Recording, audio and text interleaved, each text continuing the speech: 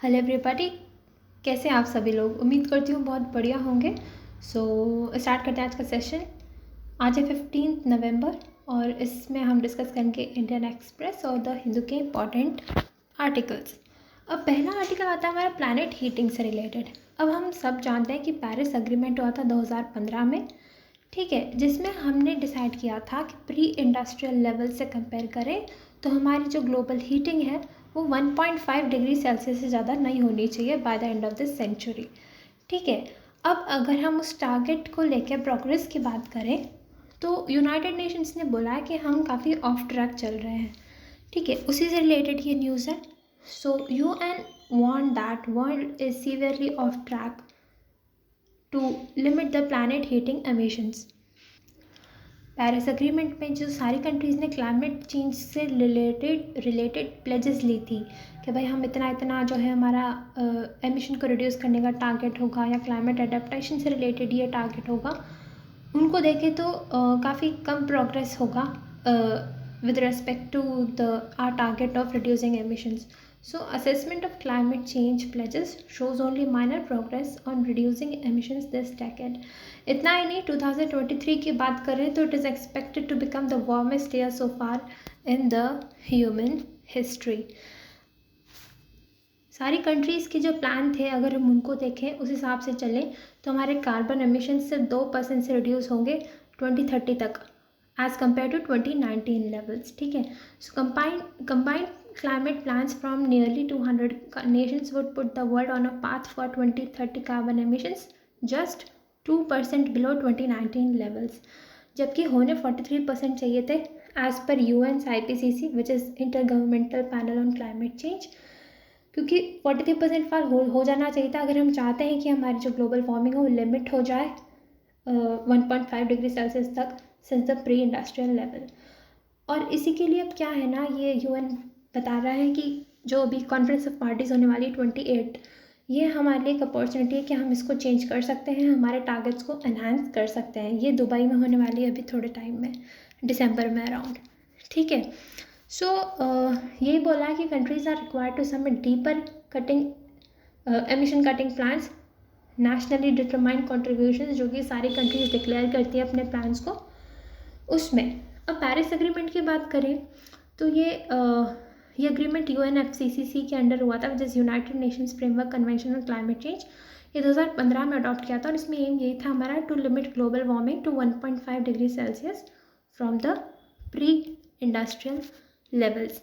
और इसके लिए हर कंट्री NDC देती है, यानी कि नेशनली डिटरमाइंड कॉन्ट्रीब्यूशंस, मतलब डिक्लेयर करती है कि भाई हमारे ये प्लान्स है ग्रीन हाउस गैस एमिशंस को रिड्यूस करने के लिए या फिर क्लाइमेट चेंज अडाप्ट करने के लिए।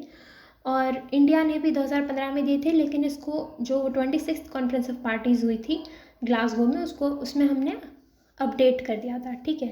और ये हमने देख लिया कि जो COP28 है वो दुबई में होने वाली है, ऑलराइट। और इंडिया के टारगेट की बात करें कि 2030 तक हमारा टारगेट क्या है, तो हमारा टारगेट है कि एमिशन इंटेंसिटी है वो रिड्यूस हो जानी चाहिए 45% तक एज़ कम्पेयर टू 2005। इसी के साथ जो हमारी इंस्टॉल्ड इलेक्ट्रिसिटी जनरेशन कैपेसिटी है वो हमारी non fossil fuel based resources से आनी चाहिए अराउंड 50% तक।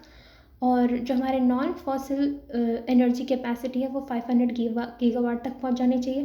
कार्बन सिंक जिसमें कार्बन कैप्चर हो जाती है, जैसे फॉरेस्टेशन वगैरह करें, प्लांट्स वगैरह लगाएं, वो हमारा टारगेट है कि 2.5 से 3 बिलियन टन्स तक। और हमारा 2070 तक टारगेट है कि हमें कार्बन एमिशन को एकदम ज़ीरो करना है और जो कार्बन एमिशंस हैं वो रिड्यूस हो जाने चाहिए 1 बिलियन टन्स तक बाय 2030। सो ये है हमारे टारगेट्स। आगे बात आती है ग्रीनलैंड ग्लेशियर्स की। क्योंकि ग्लोबल वार्मिंग बढ़ती जा रही है तो पिछले 20 सालों में ये देखा गया है कि जो रेट होती है जिससे ये ग्लेशियर्स मेल्ट होते हैं वो अराउंड 5-fold इंक्रीज़ हो चुकी है, ठीक है। तो ये काफ़ी कंसर्न की बात है। सो यूनिवर्सिटी ऑफ कोपेनहेगन के साइंटिस्ट ने ये बताया है कि global warming has increased the speed at which glaciers in Greenland are melting by 5-fold over the last 20 years. जिससे सिर्फ ग्रीनलैंड ही नहीं, बाकी जो ग्लेशियर्स हैं अलग अलग पार्ट्स में भी, वो भी मेल्ट हो रहे हैं। अब इसके कारण क्या है, तो इसके बहुत सारे कारण हैं। जैसे हम जानते हैं कि ग्लोबल वार्मिंग हो रही है, प्लैनेट हीट अप हो रहा है, हम डिफॉरेस्टेशन कर रहे हैं क्योंकि हमारे डेवलपमेंट के लिए या बाकी चीज़ों के लिए जो हम पेड़ पौधे काट रहे हैं उसका इफेक्ट भी आ रहा है उस पर। इंडस्ट्रियलाइजेशन काफ़ी हो रहा है, एमिशंस काफ़ी होते हैं, इंडस्ट्रियल वेस्ट काफ़ी निकलता है, उससे भी हमारा जो है प्लैनेट पे इफ़ेक्ट पड़ रहा है। बाकी की जितनी भी ह्यूमन एक्टिविटीज़ होती हैं, व्हीकुलर पोल्यूशन हो गया या कुछ भी और, जिससे ग्लोबल वार्मिंग बढ़ रही है और उसी वजह से ग्लेशियर्स मेल्ट हो रहे हैं। इसी तरह से एयर पोल्यूशन हो गया। अभी हम काफ़ी टाइम से देख रहे हैं कि एयर पोल्यूशन की प्रॉब्लम कितनी ज़्यादा बढ़ रही है दिल्ली या फिर साउथ एशियन नेशंस में या बाकी के जगह पर भी। उसी के साथ क्योंकि हम डेवलपमेंट कर रहे हैं, सारी चीज़ हो रही है, तो फॉसिल फ्यूल्स काफ़ी बर्न होते हैं, इस वजह से भी ग्लोबल वार्मिंग बढ़ती है। और इसका इम्पैक्ट ये होता है कि जो हमारा सी लेवल है वो राइज़ होता जा रहा है, जिससे हमारे जो कोस्टल एरियाज़ में रहने वाले लोग हैं उन पे इफेक्ट पड़ेगा, वो डिस्प्लेस हो जाएंगे। ठीक है, इसके अलावा क्योंकि ग्लेशियर्स में फ्रेश वाटर होता है, वहाँ से it is a very important source of fresh water, तो अगर इसी तरह मेल्ट होते रहे तो वाटर स्कैरसिटी आएगी फ्यूचर में। इतना ही नहीं, जब ग्लेशियर्स मेल्ट होते हैं तो इनका इम्पैक्ट हमें वेदर पैटर्न्स पे भी देखने को मिलता है। जी हाँ, क्योंकि उनकी वजह से क्या होता है, जैसे सैलिनिटी हो गई ओशन वगैरह की या बाकी चीज़ें हो गई, उन पे इम्पैक्ट बढ़ता है और उसका फ़र्क हमें वेदर पैटर्न्स में भी देखने को मिलता है। उसके अलावा हमारे इकोसिस्टम में चेंज आएंगे, बायोडाइवर्सिटी में चेंजेस आएंगे, और तो और कुछ नेचुरल डिज़ास्टर्स जैसे कि लैंडस्लाइड हो गए, फ्लैश फ्लड्स हो गए, उनके चांसेस काफ़ी बढ़ जाएंगे। इसलिए बहुत ज़्यादा ज़रूरी है कि हम स्टेप्स लें कि क्लाइमेट चेंज को कम से कम करें, ग्लोबल वार्मिंग को कम से कम करें, ताकि ये सारे जो चीज़ें हैं वो ना हो फ्यूचर में। ठीक है, अब बढ़ते हैं जनजातीय गौरव दिवस। ये बनाया जाता है 15 नवंबर पे। बेसिकली ट्राइबल डे है। 15 नवंबर को एक्चुअली बिरसा मुंडा जो कि ट्राइबल फ्रीडम फाइटर थे, उनकी बर्थ एनिवर्सरी होती है और उसी दिन सारे जो भी ट्राइबल फ्रीडम फाइटर्स थे उनके कॉन्ट्रीब्यूशंस को रिकॉग्नाइज करने के लिए हम 15 नवंबर को जनजातीय गौरव दिवस बनाते हैं।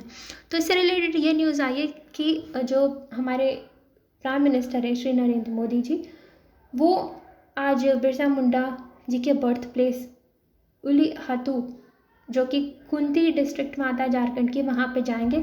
वहीं से मतलब वहाँ पे काफ़ी सारी स्कीम्स वगैरह लॉन्च करेंगे और वहीं से विकास भारत संकल्प यात्रा कैंपेन भी स्टार्ट होगा।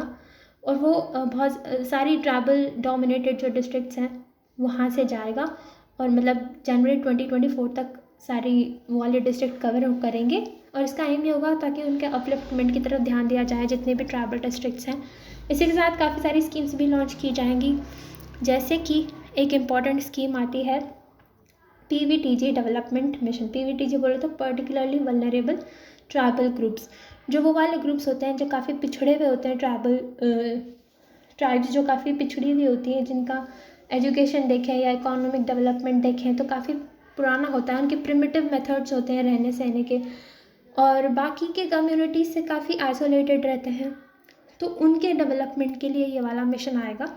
So it will focus on improving the overall socio-economic conditions of the 75 particularly vulnerable tribal groups। 75 recognized हैं हमारी कंट्री में, और कोशिश की जाएगी कि इनको बेसिक फैसिलिटीज़ दी जाएँ, जैसे कि सेफ हाउसिंग हो गया, क्लीन वाटर हो गया, sanitation, access to health, education, nutrition, road and telecom connectivity, sustainable livelihood opportunities, जिससे वो आगे बढ़ पाएँ और मेन स्ट्रीम में इन्वॉल्व हो पाएँ। ठीक है, इसके अलावा इस मिशन के लिए अराउंड अगले 3 सालों में 15,000 करोड़ की जो राशि है वो डेडिकेट की जाएगी। इसमें अराउंड 3.5 लाख ट्राइबल लोगों को बेनिफिट मिलेगा। ठीक है, और PVTG की बात करें तो they are particularly vulnerable tribal group. नाम में समझ आ रहा है that they are very vulnerable, और उनकी पॉपुलेशन काफ़ी डिक्लाइन हो रही है या फिर स्टैगनेंट है, लिटरेसी काफ़ी कम है, बैकवर्ड काफ़ी है इकोनॉमिकली देखें तो, प्रिमिटिव वे ऑफ लिविंग है, पुराने मेथड्स यूज़ करते हैं अपने एग्रीकल्चर वगैरह में भी। सो इनके डेवलपमेंट के लिए ये स्टेप्स उठाए जाएंगे। ठीक है, और जनजातीय गौरव दिवस मैंने बता दिया, it is celebrated to recognise the efforts of the tribal freedom fighters. देखो बहुत सारे लोग थे जो हमारे फ्रीडम फाइटिंग जो कॉलोनियल जो ब्रिटिशर्स थे उनसे फ्रीडम पाने के लिए काफ़ी सारे लोगों का योगदान था, उसमें ट्राइबल्स भी काफ़ी इन्वॉल्व थे जिनको उतना अभी तक रिकॉग्निशन नहीं मिला, तो उन्हीं को रिकॉग्नाइज करने के लिए हमने ये जो डे है उनकी तरफ डेडिकेट किया है 15 नवंबर। It marks the birth anniversary of Birsa Munda who is revered as, वो भगवान की तरफ पूजे जाते हैं सारी ट्राइबल कम्युनिटीज़ में। उनको इतना क्यों मानते हैं? Because he bravely fought against the exploitative system of Britishers and spearheaded movement against them. क्योंकि ब्रिटिशर्स बहुत एक्सप्लॉयटेटिव पॉलिसीज़ लाते थे, जैसे ट्राइबल्स वगैरह पे टैक्सेस लगाएंगे, उनको अपना जो फॉरेस्ट प्रोड्यूस होता है वो नहीं लेने देते। तो ऐसे बहुत सारी चीज़ें थी जिनके अगेंस्ट उन्होंने आवाज़ उठाई, और उन्हीं के कॉन्ट्रीब्यूशंस को रिकॉग्नाइज़ करने के लिए और बाकी सारे जो ट्राइबल फ्रीडम फाइटर्स थे उनको रिकॉग्नाइज़ करने के लिए हम इस दिन जनजातीय गौरव दिवस या फिर ट्राइबल डे बनाते हैं। अब ये तो नेशनल ट्राइबल डे हो गया, लेकिन वर्ल्ड के लेवल पे जो ट्राइबल डे होता है वो कब बनाते हैं, वो आप हमें कमेंट सेक्शन में नीचे बताएंगे। ये मैंने आपको पहले एक बार बता रखा है पिछली वीडियोस में, सो आप बता देना उसका आंसर। बढ़ते हैं आगे। नेक्स्ट आती है पीएम किसान योजना। अब ये किसान जो योजना है, इससे रिलेटेड ये न्यूज़ है कि जो झारखंड में जो भी फंक्शन होगा उसमें जो किसान स्कीम के अंतर्गत इंस्टॉलमेंट रिलीज़ होनी है वो भी रिलीज़ की जाएगी।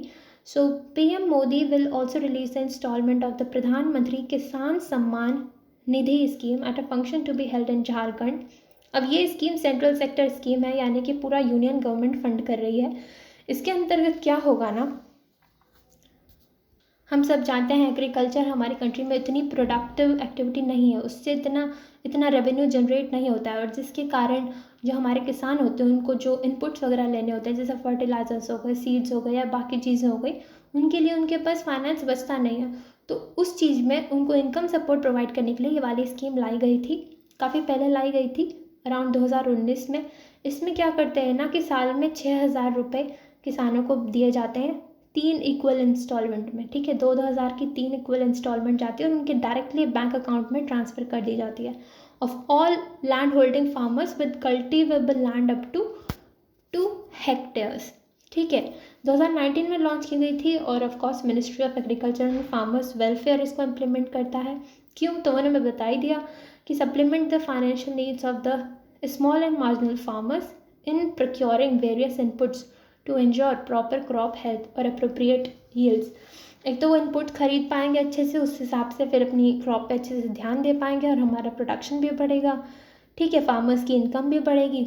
और इतना ही नहीं, क्योंकि फाइनेंस की कमी होने की वजह से ये जो मनी लेंडर्स से रुपए लेते थे वो नहीं लेंगे अगर इनको गवर्नमेंट की तरफ से कुछ पैसा मिल जाएगा तो। So to protect them from falling into the clutches of money lenders for such expenses. So इतना ही था आज के लिए। I hope you like it. Thank you so much. Have a nice day.